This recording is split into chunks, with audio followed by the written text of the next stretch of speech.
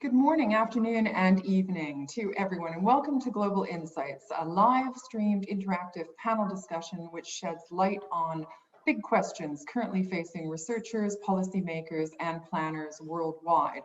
Global Insights features experts from leading schools of international affairs, including the Balsillie School here in Canada, Warwick University in the United Kingdom, Konstanz University in Germany, the American School of International Service in Washington, D.C., ISA in Addis Ababa, and the Ritsumeikan University in Kyoto, Japan.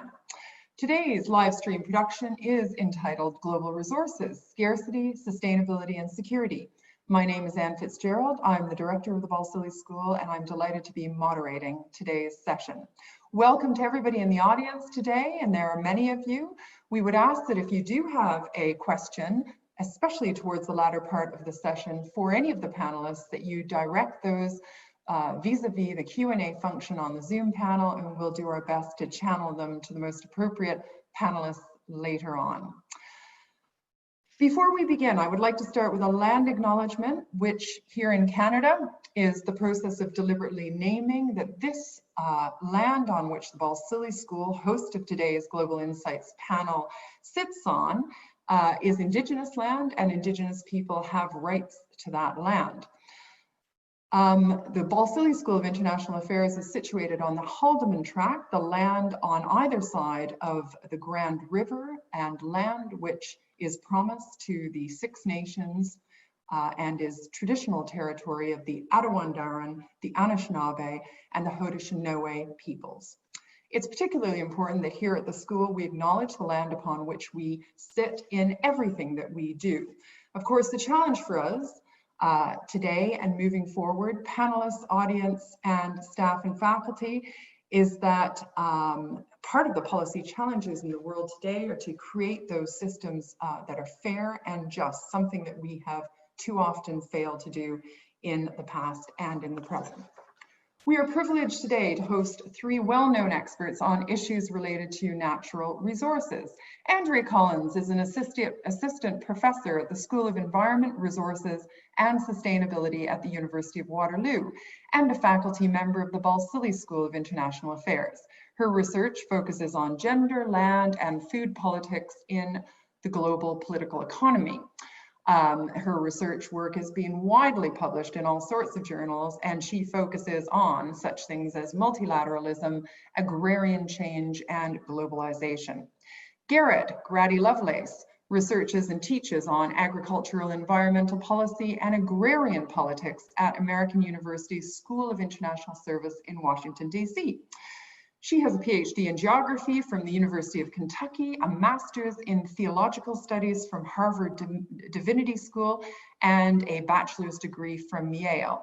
And she is widely published. The list is extremely long. So if anybody would like further reference, we'll let the references of the bibliographical lists of all panelists known to you on request.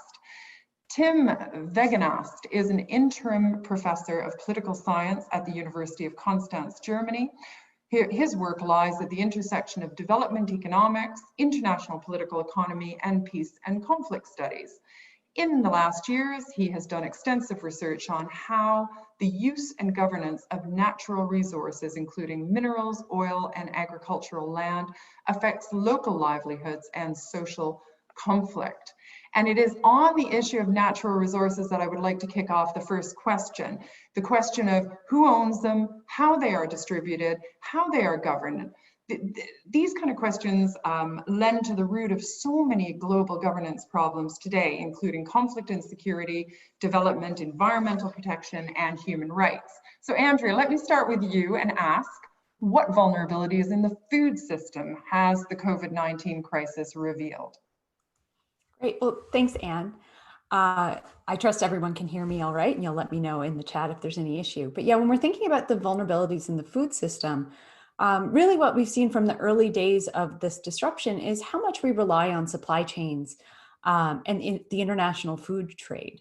And so when we were facing lockdowns in the first few months and weeks of this crisis, one of the things that the high-level panel of experts with the United Nations Committee for World Food Security emphasized is that we really needed to keep borders open.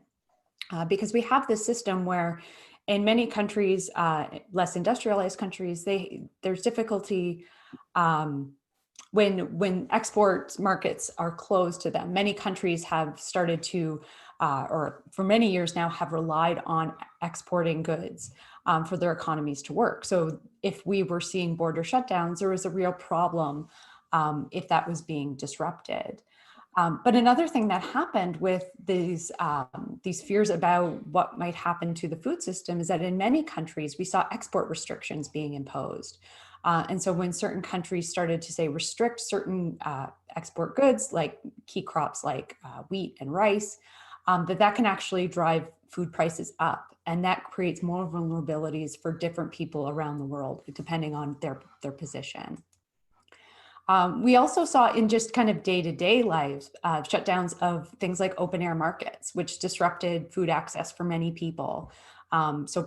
Where they might sell their foodstuffs if they're small scale producers, or where they might purchase food if, say, they don't have access to major air conditioned supermarkets and those kinds of things. For many parts of the world, that's how they access food. And then, of course, we saw impacts on workers. We saw especially in concentrated processing areas where social distancing or physical distancing was a problem. You saw outbreaks of COVID-19 in Canada. We saw this in meat processing plants. We certainly also saw it amongst migrant workers who had, difficulty distancing in some of the living conditions that they had. And then, of course, on top of all of this, we saw the impact of economic recession. People losing jobs, not sure where their next paycheck is going to come from. And then this creates vulnerability. We already know that there's upwards of 2 billion people who are moderately or severely food insecure. And if we see disruptions to their day-to-day lives, that this creates even more vulnerabilities. So we can think about this all the way from kind of how food's produced, all the way to who's consuming and purchasing or able to purchase food in the current moment. Thank you very much. Garrett, can I ask you a question on scarcity? So in a world of where there's supposed to be surplus of food, why is there scarcity? So it's a key question. I want to echo everything Andrea said as well, and just build off of that, some of the numbers that are coming out from the FAO and the World Food Program on the scale of food insecurity ramping up right now are staggering. And so they're expecting even a doubling of food insecurity from about 135 million people. And this is acute food insecurity, not just like general, I might not be able to find a meal today, but really like the malnourishment is setting in, there's stunting happening at that level. From 135, to 270, you've got, up towards 2 to 3 billion people lacking access to good nutrition. So the scale of the food insecurity is ramping up. It's already been a problem, even though you've got the surplus. And so this question of why is there scarcity with surplus, I think is very important to ask head on.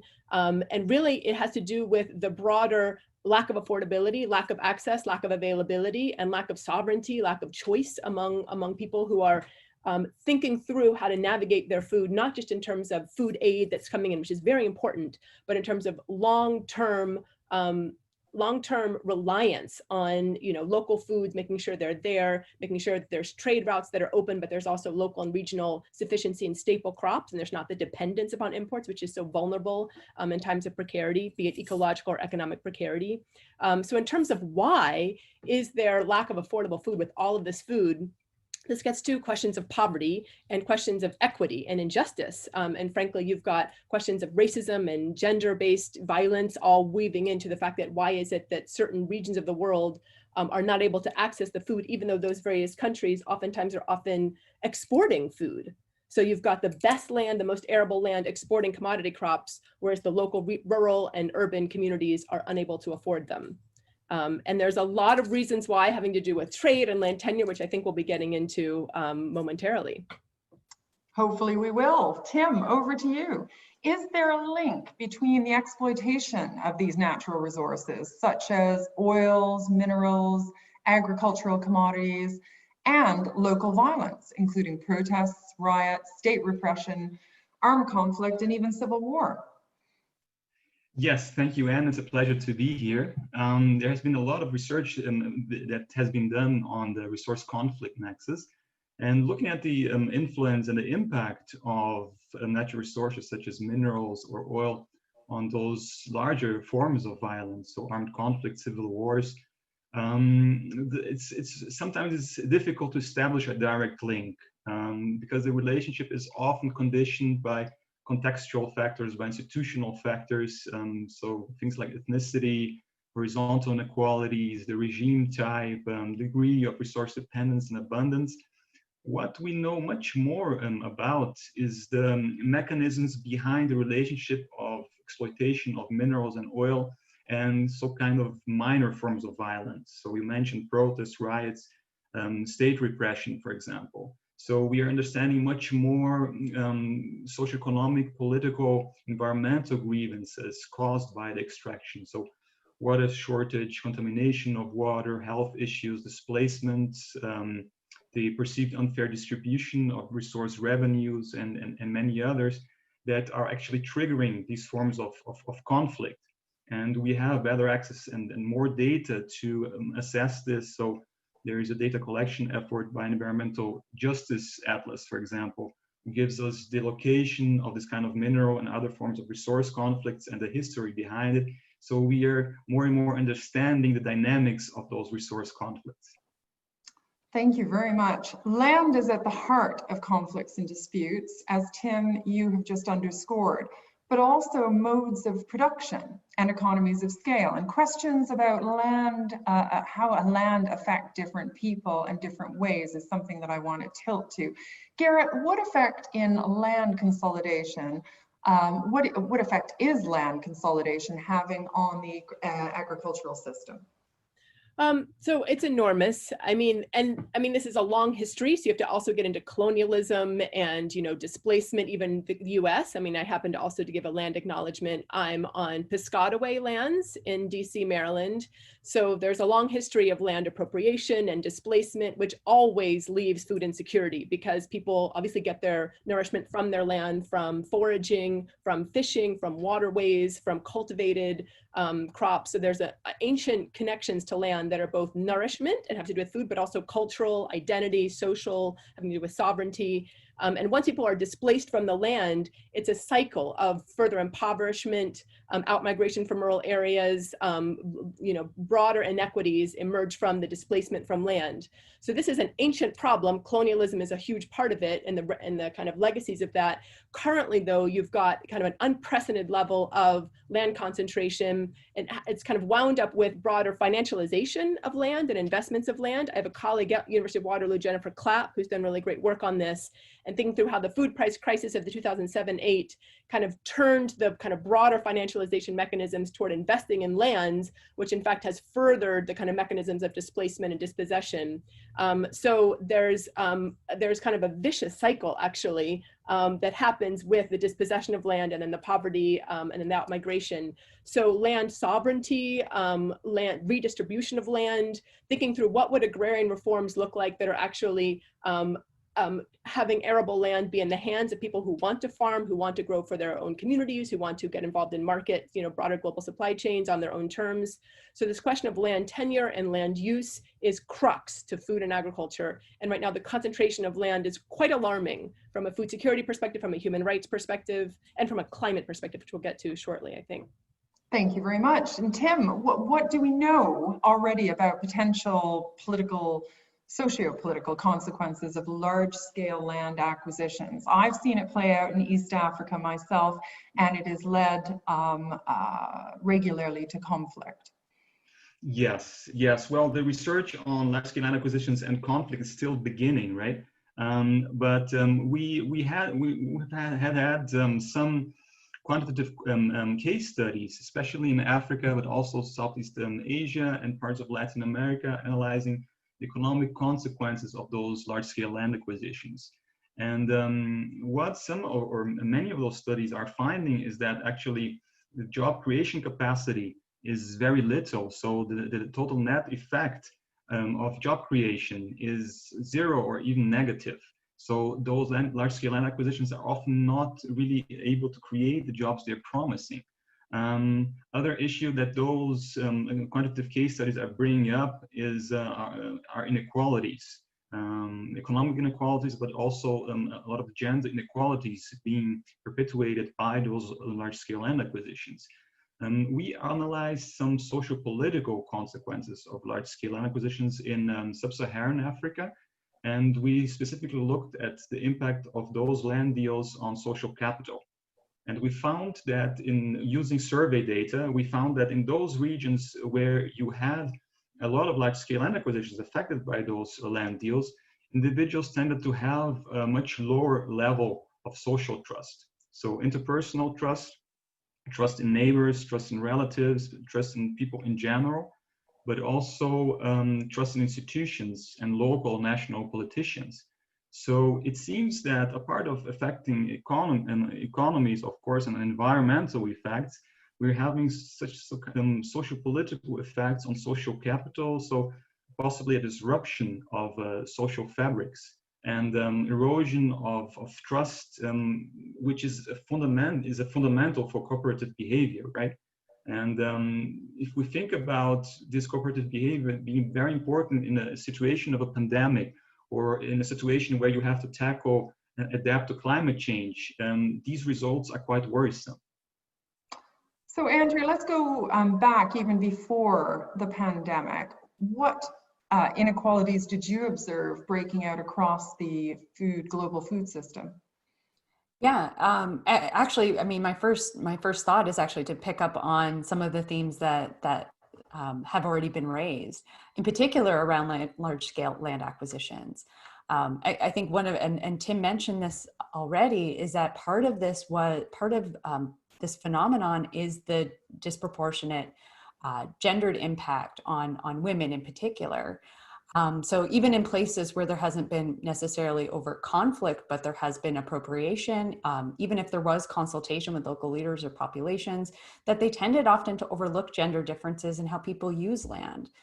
So things that were, say, communal lands that were used for foraging, which Grady mentioned already, that might be lost, where water sources were. That kind of information, if it wasn't gathered from communities, might not be known. And so when those acquisitions happen and land is appropriated and people are displaced, we also find that women are disproportionately burdened with now finding new food sources and water sources.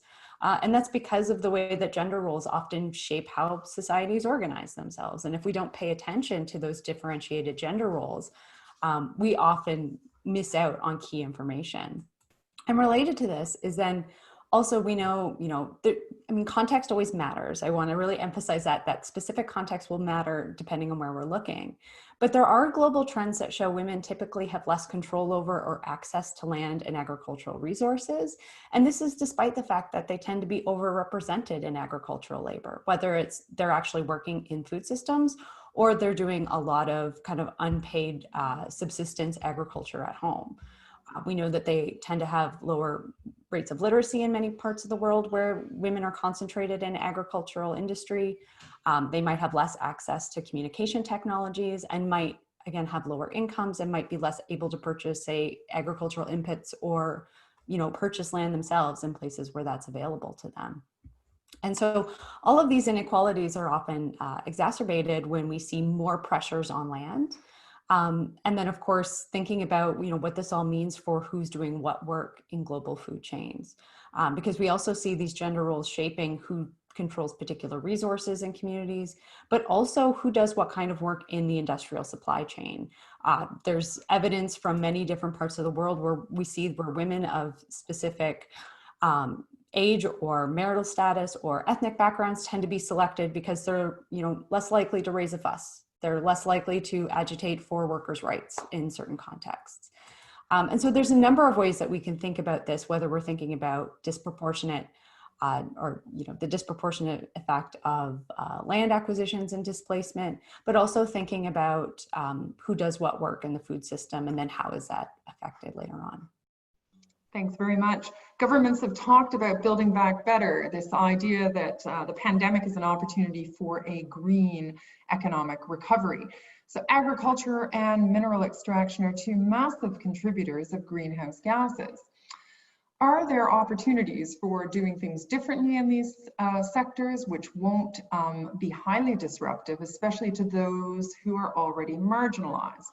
Let me ask you about modern agricultural systems and how they are contributing currently to climate change. Enormously. I think for a while in the climate discussion at the IPCC level, there was so much focus on fossil fuel and extractive industries, which there needs to be, but agriculture was a little bit off the radar. Meanwhile, it was emitting huge amounts of carbon dioxide, of methane, and now finally the data is being aggregated. Right now, people think it's about a third of greenhouse gases coming from in agriculture, which is largely, industrial agriculture. That's everything from the inputs, the nitrogen fertilizer, making the nitrogen fertilizer, the various pesticides, to the application, to the traction, of the tractors, to the various production system, refrigeration, the deforestation involved, the global distribution, the huge food miles of the supply chains, where an apple from America, the US, is sold to New Zealand, and the same type of apple from New Zealand is sold to the US. I mean, like an insane kind of global supply chain from a climate perspective. So I think, and also meat and dairy. IATP, Institute for Ag and Trade Policy and Grain, just put out a report that's really chronicling how that world's top 5 meat and dairy corporations are now responsible for more annual greenhouse gas emissions than Exxon or Shell or BP. And so finally that data is getting aggregated. And methane, 40% of methane, which is the most egregious greenhouse gas, comes from the food waste, cattle industry, CAFOs, confined animal feeding operations. So it's egregious. And then you think about the impact of climate disasters on agriculture and how vulnerable agriculture is, from salinization, desertification. The actual mineral uptake of the soil is compromised when there's carbon loss and from the soil, in terms of desequestration. So it's an untenable situation. I think some of your question to Andrea was like, what do we do?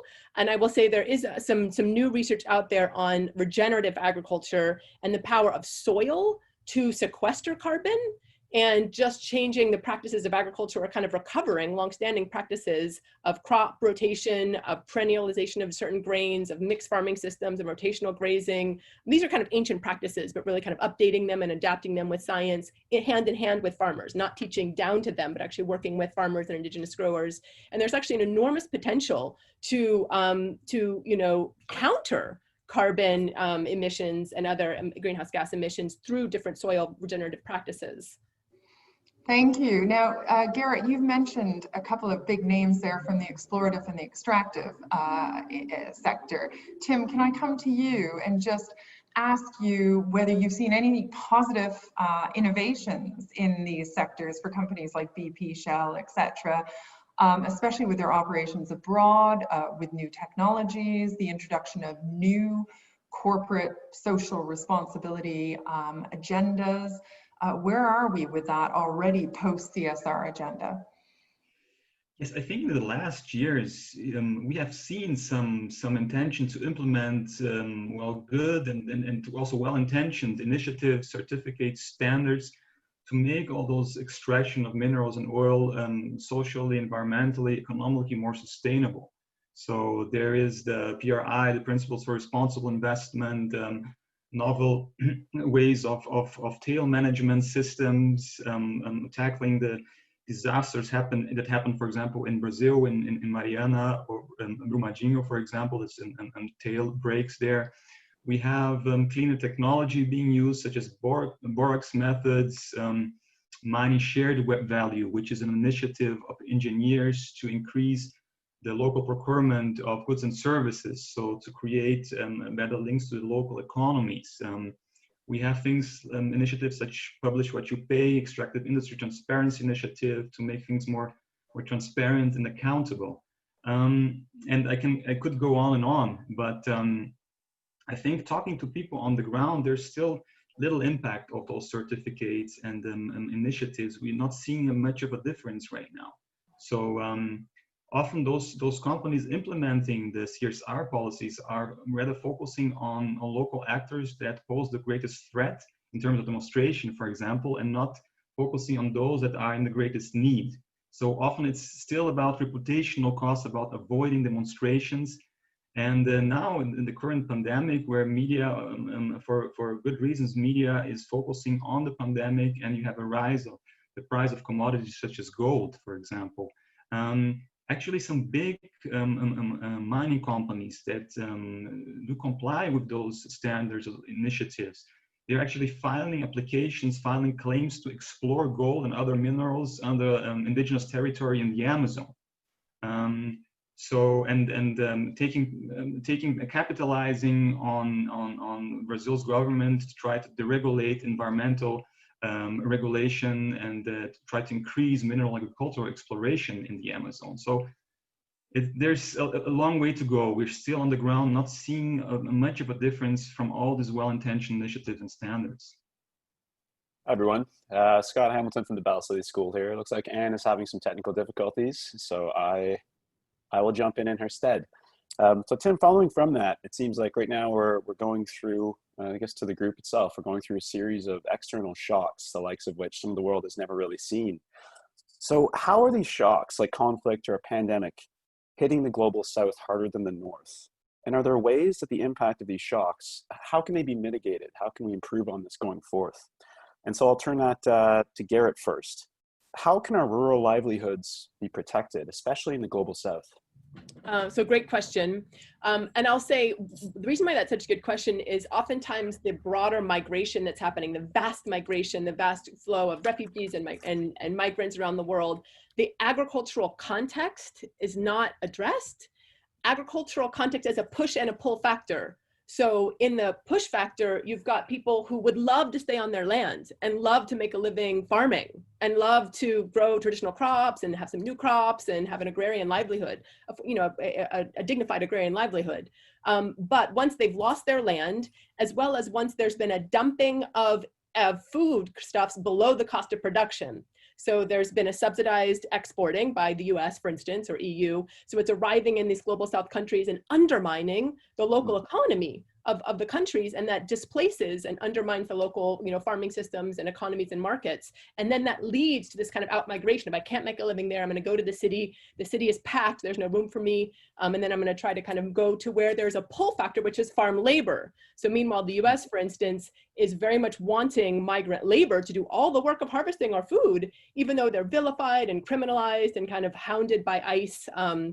It's kind of like a racist system actually in terms of appropriating labor, even as you're rendering people illegal, but also essential. So the broader kind of, I would say, protection of agrarian livelihoods would have huge beneficial multiplier effects for people in the global south, particularly focused on women. As Andrea was saying, women farmers have been the backbone of agriculture since the time of, you know, humanity, and are oftentimes deliberately kind of are excluded from various programming or development aid money or various government programs and land tenure. So supporting and celebrating, but also materially supporting women farmers and small scale farmers around the world to be able to make livelihoods would actually have a lot of food security as well as broader climate sustainability benefits.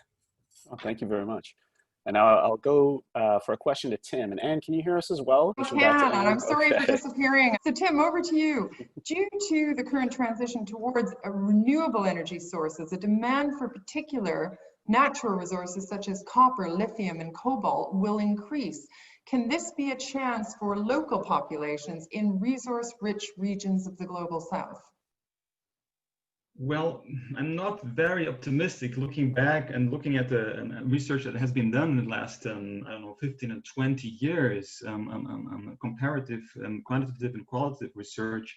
If we stay in Africa and looking at small-scale artisanal minings, we know that from the empirical evidence that this might be an important contribution to livelihoods along with agriculture, despite of all the environmental and health issues it has.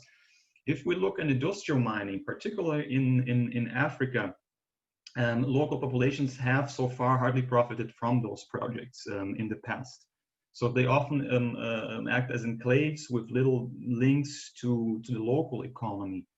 Of course, they put a lot of pressure on socio-ecological systems, the use of agricultural land, water pollution, water use.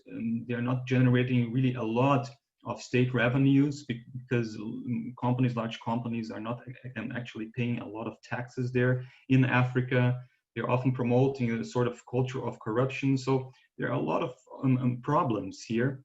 And what we find from, we looked at socioeconomic, political consequences of large-scale industrial mining in Africa, and looked at the ownership effects. And we saw that in particular, multinational mining companies were not actually generating a lot of local jobs. They were bringing along their own staff, their own equipment, and moreover, they were actually producing a lot of food and nutritional security in those areas we analyzed in sub-Saharan Africa. And this effect was especially strong among women and children.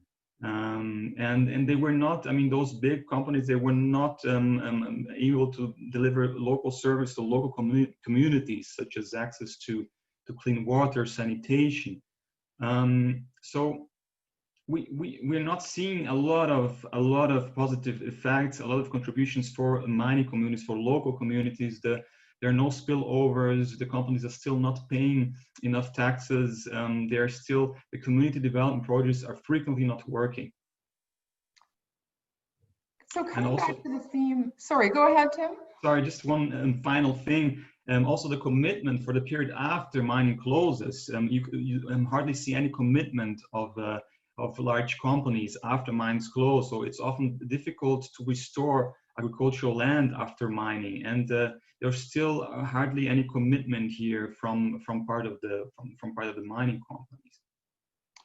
Thank you very much. So coming back to the theme now of building back better and the opportunities that we could see for reforming global food systems and sectors as well, so the outcomes are more just and sustainable. Garrett, how do we eliminate food insecurity? Such a big question. There's many aspects, and I'll say in the current crisis, food safety nets, food aid are crucial. It's not a long-term solution, and in fact, food aid done poorly undermines food security and food sovereignty in the long run. So food aid needs to be done very carefully and needs to be actually reformed. And again, my colleague Jennifer Clapp, another shout out to Waterloo, has done great work in saying that food aid needs to be targeted toward actually sending resources to local regions, to regions around the world, to then buy food locally there, so that the local farmers and fishers and ranchers and pastoralists and foragers are supported from a livelihood perspective, even as food is actually getting to people who need it.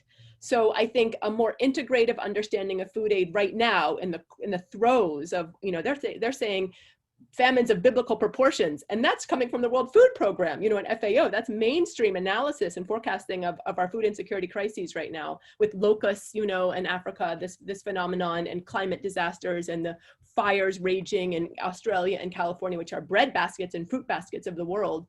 So it has to be multifaceted, but first an emergency, just right to food, a governance that really says it's treated as a commodity, like a t-shirt.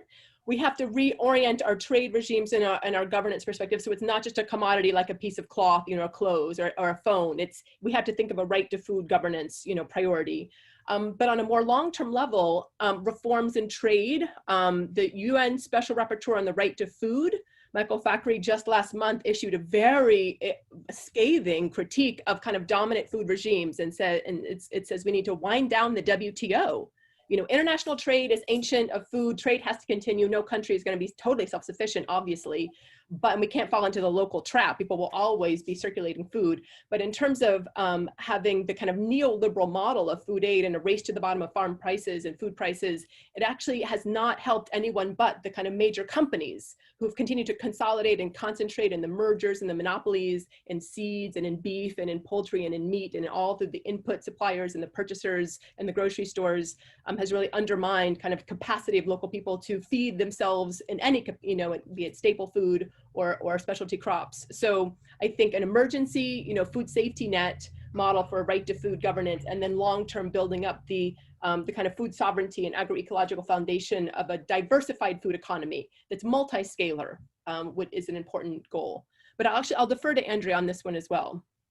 Okay, and Andrew, I want to come to you and welcome back. You probably have the same internet truck out in your driveway as I do down the road.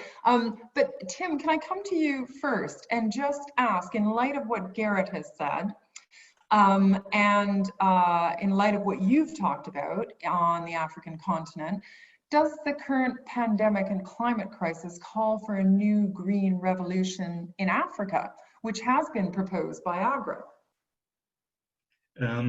Yes, I agree a lot with what has been said by Garrett and also probably by Andrea, what Andrea will say, especially now under the situation of pandemics. And if we look at the challenges posed by climate change, I'm very skeptical that the tactics on the strategy of AGRA and their partners will work. And so the strategy of relying on a lot of inputs, the high yields, market-oriented crops, export orientation, the tendency towards monocropping, towards large plots, long supply chains. I mean, we saw a shortage of chemical fertilizer in West Africa because the supply chain was interrupted now with the pandemic. So it shows the vulnerability of this kind of food system.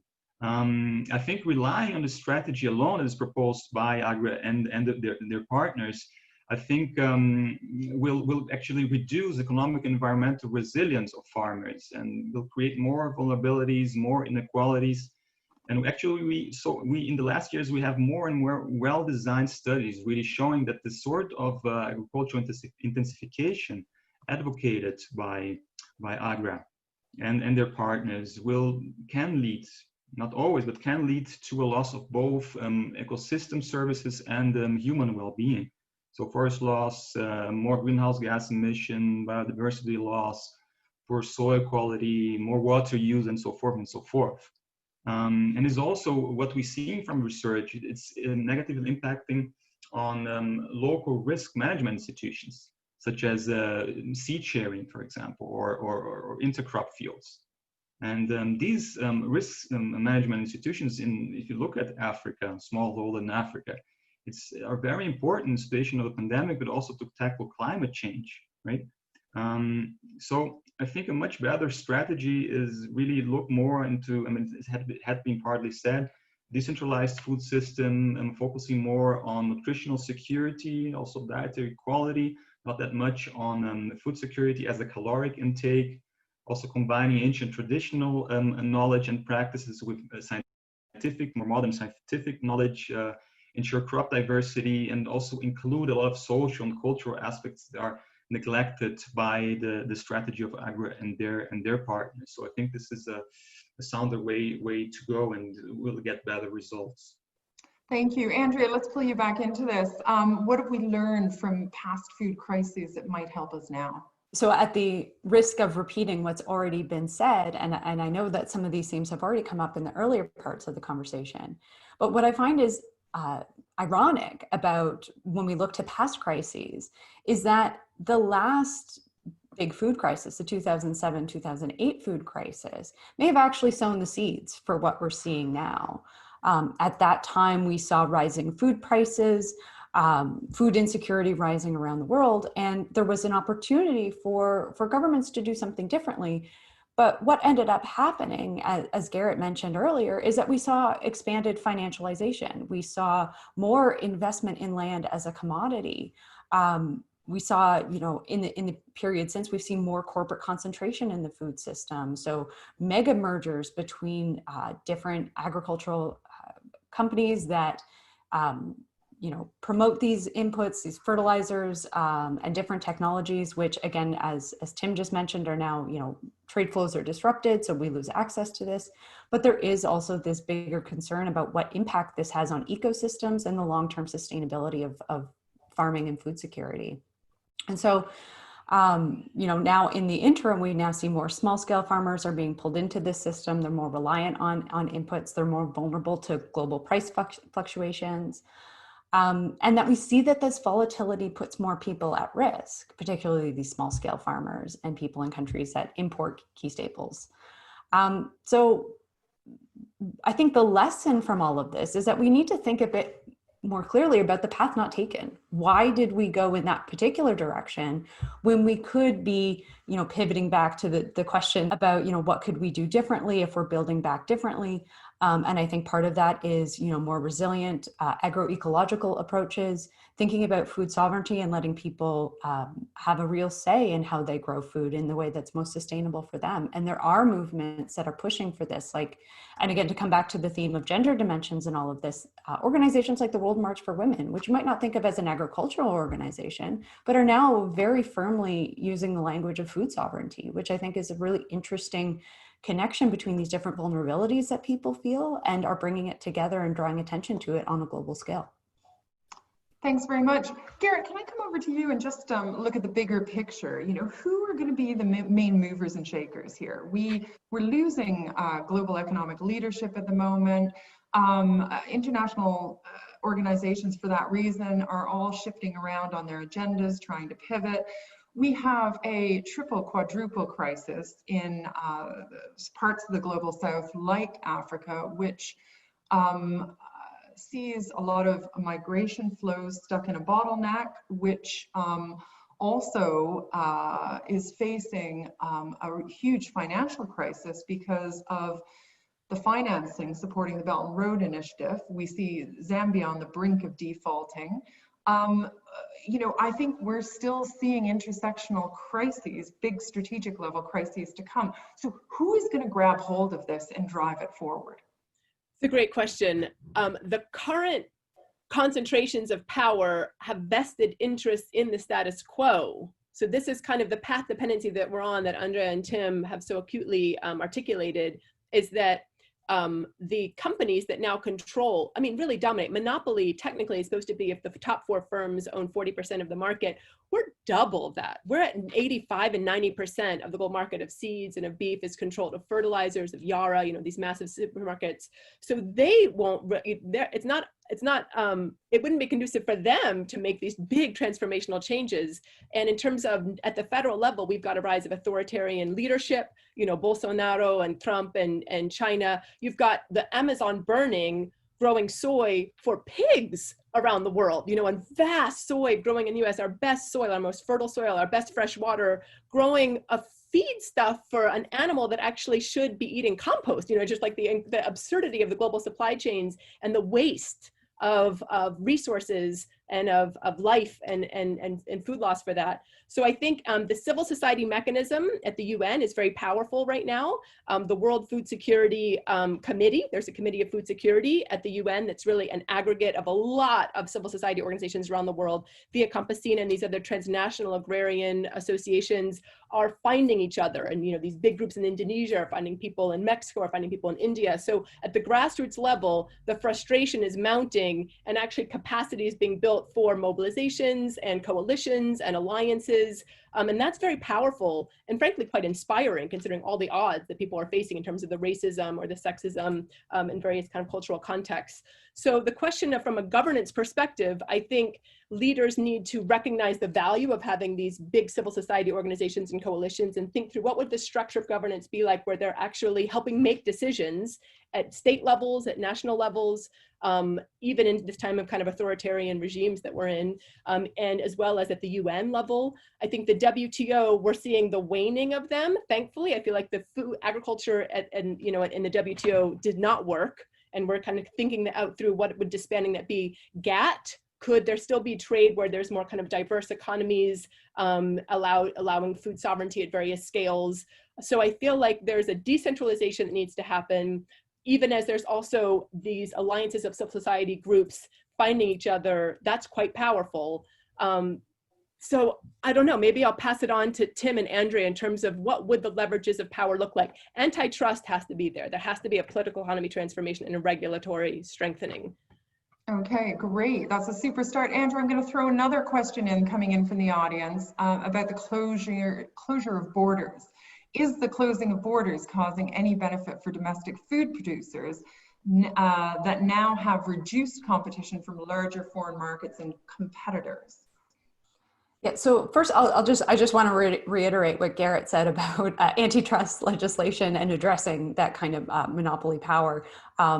Yeah, so just to reiterate, I think that that's a really important point. But on the issue of closing of borders, yeah, I mean, so I haven't necessarily seen evidence yet that is of any particular benefit for domestic food producers, but I do think you can find some interesting examples. I'm thinking even in my own community where people have started to turn towards more reliable local food sources. So finding ways to shorten supply chains is something that I think governments might think about doing. To how do we create redundancies and resiliency in food systems when these borders become closed? I don't know that we've seen that really reducing outside competition right now, just because there is this kind of global power of these food corporations, and the fact that we haven't, in terms of international trade of food, that actually has remained open in many parts of the world. That if we've regarded food as food workers and trade as essential, that it's continued to move. But that's not to say that there hasn't been a demand for local provided food. We see the rise of kind of new technological platforms in some places that enable people to connect with local farms. But again, that's it can be costly. It's labor intensive. That's happening more, in my impression, or my understanding, in kind of countries of the global north than in the global south. So I think it's something to keep in mind. But I think, yeah, broadly, if we want to think about supporting domestic food producers, again, I'm thinking specifically about smaller scale and shorter value chains, I think that that's something that we might look towards as perhaps another solution to, think about a new path forward. Great, thank you very much. Tim, a question here coming in for you. Are we dependent on technological development and invention intersecting with politics if we are to resolve these crises going forth? What is the relationship of technology to the future of food security, especially in the global south? Yeah, that's an easy question. I think when it comes to for example, to minerals and oil, some new technologies are trying to be implemented also to spare agricultural land, and to so I mentioned this borax method, where especially in small scale gold mining, you don't have to use much heavy metals anymore, just polluting the soil and polluting water, which is a big problem for agriculture in sub-Saharan Africa and for secure livelihoods there. You have, when it comes to mineral chains, there are attempts to do conflict-free minerals through blockchains and other technologies, which are still beginning, might be important, might be a part of a solution.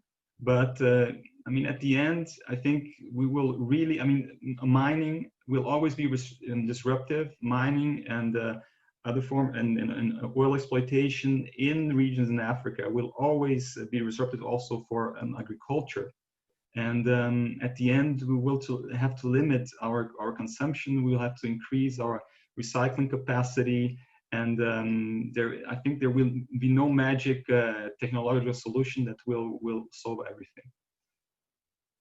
Okay, Garrett, one question coming in for you. One of the classics in critical feminist international scholarship is Enlow's work, Bananas, Bases, and Beaches. And this person asks, where are the women? Where are the women today in struggles over land acquisition and food security? Would you like to answer that? Sure. I'll say I'm going to defer to Via Campesina on this one. A generation ago in the 90s, this is this transnational organization of what are called peasant. I feel like that word English, and it's part of the problem, because it seems like, a celebration or romanticization, of subsistence, when in fact it's actually a deeper, nuanced understanding of the empowering nature of land-based life, collective land-based life.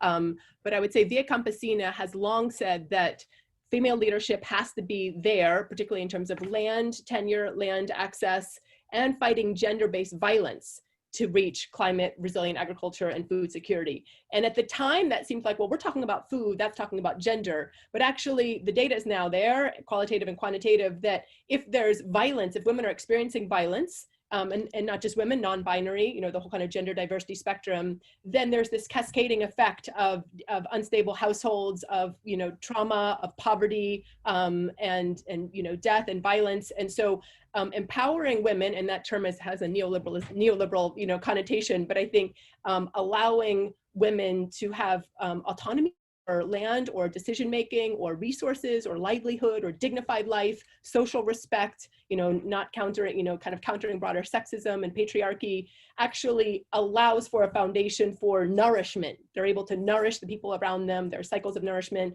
I think there's a whole devaluation of care work, of social reproduction labor, and that's gendered as well as racialized and classed. So I think revaluing the work of care as intellectual work, as kind of the foundation for life, and economic remunerating it as such, and healthcare safety nets would all be key to having women be recognized for their ancient and longstanding leadership in agriculture and in food systems.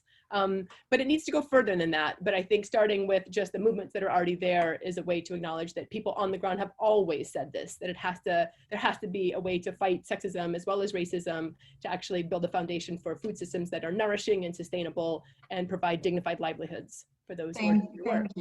Thank you very much. Andrea, I'm going to direct this question to you.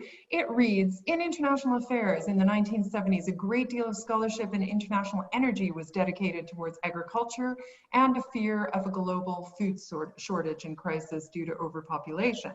Farming techniques seem to have avoided this dire scenario, but are there any lessons to learn from questions of the past like this? Yeah, that's a great question. And I think as I interpret that, like what we can learn about how we even conceptualize that problem might be where we start. And it kind of builds from what Garrett was just saying. A lot of these fears about overpopulation were often, those debates, especially in the 1970s, these neo-Malthusians were often talking about, you know, what's going to happen in the global South. And a lot of this debate, you know, raises concerns about, you know, how we regard women and reproductive rights, often very racist undertones in some of these discussions about who has the right to reproduce and those kinds of things. So I think what we're thinking about, specifically fears about overpopulation, we have to be very, very careful about how we phrase that going forward, but also to refocus a little bit from the question of overpopulation and reproductive rights, all of which are important, but also to think about consumption.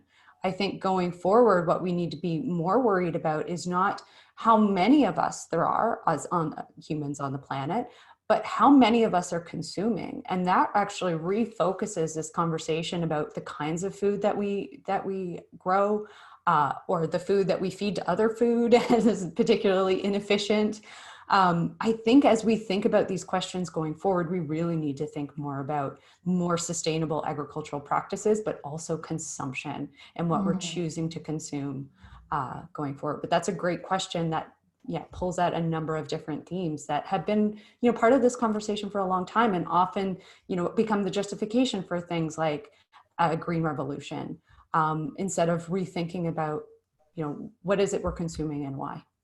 Thank you. Tim, quick one for you, please. On the theme of behaviors and practices that Andrea mentioned, what are the common devices that we use today, says the question, that are causing the most turmoil globally? Are iPhones, for example, internal components fueling conflict and global food insecurity? Any connection? Yes, I mean, this has been very popular also in the media, right? And there are a lot of components when it comes to iPhone, cobalt, for example, but also copper, gold, that, as I said, often it's hard to establish a direct connection to really hard and really large-scale violence, so armed conflicts, but definitely it promotes localized forms of conflict in DRC, for example. We saw this in Sierra Leone. We saw that in other countries in Africa and also parts of Latin America. The exploitation of those metals and minerals are causing disruption. And I just read, just came out a meta-analysis on all the conflict studies linking resource extraction, particularly those resources, to large-scale violence, and then they really find good and consistent evidence for such a link. So the plain and direct answer is yes. There is evidence for a link between the components on the iPhone and violence, small scale and also large scale violence. Thank you very much. And last question over to you, Garrett. One of the driving factors behind large-scale land enclosures around the world is for climate change mitigation purposes such as carbon forest sinks or conservation purposes. This is a largely north-south process, displaces local people, severely impacts livelihoods and the health of communities. How do we integrate issues of land and food sovereignty into our efforts against climate change and avoid these kinds of climate solutions? This is like the question for the world right now. It's key, and I feel like this is left over from colonialism, but this mindset that either it produces food or it's nature, you know. And so it's a governance perspective of land sparing, you know, and idling land and conservation, pulling people away. And it's a destructive model. It's actually a self-defeating model from the conservation standpoint and from the food security. So the integration of land sharing is kind of the term for it, or agroecological, where there's a lot of ecological services from pollinator to carbon sequestration to water filtration. I mean, mycorrhizal fungi in the soil, there's really extraordinary ecosystem services from a productive and nourishing landscape, agroforestry, you know, even kind of mixed farming systems. And many of these things have ancient, you know, predecessors, and now scientists are documenting and quantifying how much nutritional yield comes out of a landscape that actually has a lot of ecological services going into it. So I feel like it's the merging of these kind of traditional practices that have long been devalued with this cutting edge science that's quantifying it and aggregating and adapting. I would say seeds are key. Redistributing seeds, opening up seeds, changing intellectual property regimes so that agrobiodiversity is, you know, ahead of all land-grant universities are focusing on it, adapting seed varieties, participatory plant breeding is going to be an urgent to kind of move us away from a monocultural understanding of it's either food or it's nature, which even from a scientific standpoint, you know, an ecological standpoint is rather simplistic and reductive, to an integrative framework of a food producing landscape that is having a lot of ecological services moving out of it. Thank you so much. We've got 1 minute for some quick 15-second bursts that you would share with the policy community, which is represented in today's audience. What are your top tips in 15 seconds, Tim? Well, I wish I had more time. Huh? I will leave the agricultural land for Garrett and Andrea. I think I will agree with everything regarding mining and oil. I think governance should put in place more emphasis on ESG practices, environmental social governance, when granting exploration licenses. They should spur spillovers through well-designed local content policies. They should enact well-designed wealth sharing agreements, implement better tax codes, that mining companies do pay more taxes. I think those are 4 recommendations that already would make pretty much of a difference. Great. Andrea, your top tip. Yeah, it's hard to pick one, but I think I'm going to follow on what Garrett was talking about in terms of seeds. And I think having seed policies that protect particularly indigenous rights to seeds. I think intellectual property laws that favor small scale farmers is something, a kind of key thing that many governments could be doing, as well as finding ways to support agroecological practices, supporting workers' rights, and maintaining social supports in times of crisis like the one we're facing now. Thanks so much. And Garrett, finish us off. Ditto to everything they said. Antitrust, which we just talked about, land tenure, like a radical redistribution of equitable, you know, understanding of redistribution of land. And I would say the word parity is getting talked about a lot. And parity is really just a livelihood for farmers, small and medium-sized farmers, a fair farm gate price, supply, managing oversupply, making sure we're preventing the massive commodity crop overproduction, because agriculture is a public good. And if farmers and landowner, you know, producers are encouraged to grow agroecologically and nourishing food, they need to be remunerated and supported as such. And that is a win-win if you have a good honored public agriculture orientation. Great. And I will just say also, just very quickly, racism is egregious and is exacerbating all these problems. I'm in the US right now and seeing the effects of kind of a white supremacist backlash. So a profound movement toward anti-racism would be key. Thank you for that very important last message you've shared. And thank you, all of you. Fantastic session. I learned a lot. I'm sure the audience did too. We will take a break next Thursday, so we would ask you to join us all again in 2 weeks' time, same link, and same place on October 22nd for an equally interesting discussion on practical measures supporting climate change mitigation. Until then, thank you, take care, and stay safe.